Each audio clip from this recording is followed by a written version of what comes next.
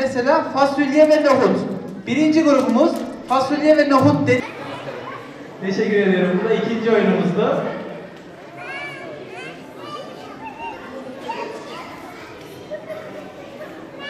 Üçüncü oyunumuzda birinci grup, ikinci grup, üçüncü grup var. Gruptaki arkadaşlar halay çekme yarışı olacak. Birinci grup. Hazır mıyız? Hazır mıyız? Hazır mıyız? Başla!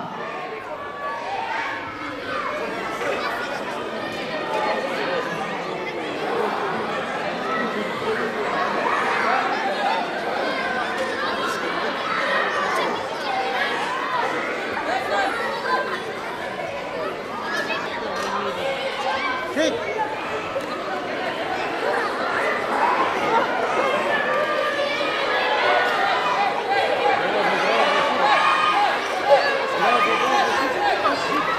Evet, birinci grup çekti maşallah. Birinci grup bayağı gitti arka tarafa.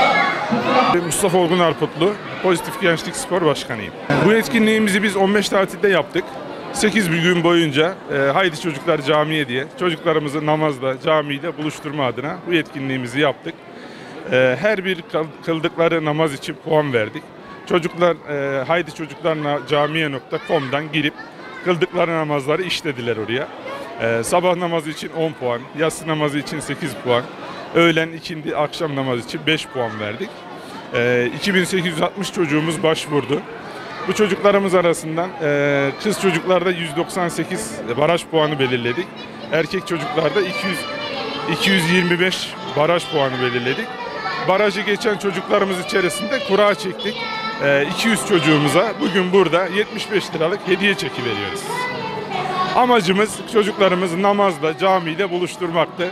Buna bir nebze katkımız olduğu için mutluyuz, memnunuz.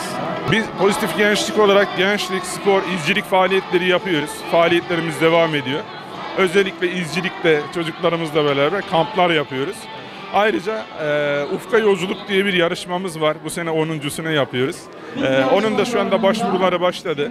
Tüm takipçilerimiz ufkayolculuk.com'dan girip gerekli bilgiyi alabilirler.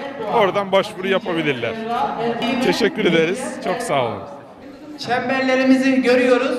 Şimdi tüm yarışmacılarımız birbirlerinin elini tutsun. Tüm yarışmacılarımız birbirlerinin elini tutuyor.